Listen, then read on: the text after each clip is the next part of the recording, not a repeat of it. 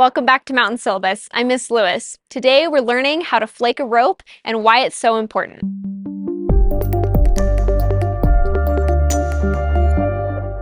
All right. If you're new to the climbing world, flaking can seem like a really weird term, but it basically means when climbers take the rope and they feed it through their hands and stack it on top of itself so they can make sure that there's no twists or tangles as the belayer is going to be feeding the rope to the climber. If you skip the step of flaking, it can be really difficult to get those twists and tangles out while your climber is on the wall. When flaking your rope, a smart first step is to utilize a rope tarp. This can help to keep your rope off the dirt so that your rope doesn't get dirty, you don't need to wash it as often, and it will last longer. I've got my rope tarp here. I'm gonna spread it out onto this area. Next, I'm gonna grab my rope. I'm gonna go ahead and unwrap my coil from last time.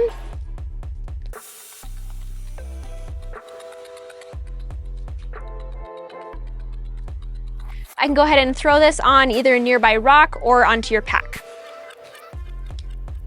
Once you found a spot to put your rope, you're gonna wanna find the end of it and tie a stopper knot. Stopper knots are so important. You wanna be able to close the system so your climber can't ground fall by the end of the rope going through your belay device. With a stopper knot, it closes the system and your climber, even if they run out of rope, they won't fall to the ground. I'm gonna tie my stopper knot by taking two fingers like this and creating an X and one more loop, and then the end of my rope here will come all the way through all of that and out the other side.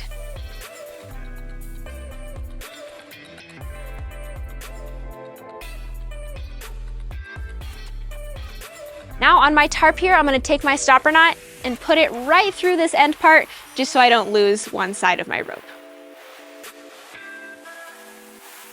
All right, now that I'm set up, I'm ready to start actually flaking my rope. I'm gonna go ahead and feed the rope through my hands and stack it on top of itself onto the tarp.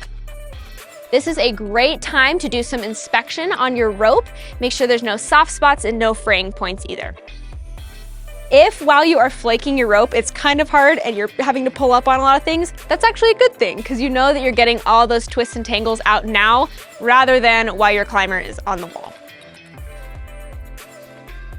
It's okay if your rope looks a little bit messy. What matters is that you're stacking the rope on top of itself. All right, now I am reaching the end of my rope, which means I am done flaking.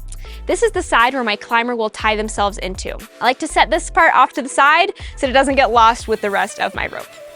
Flaking is a really important practice. You want to do it for every time on every climb.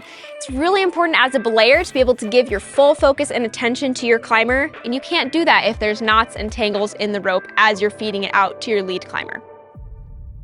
So now you know how to flake your rope and why it's so important. I'm Miss Lewis, and this is Mountain Syllabus.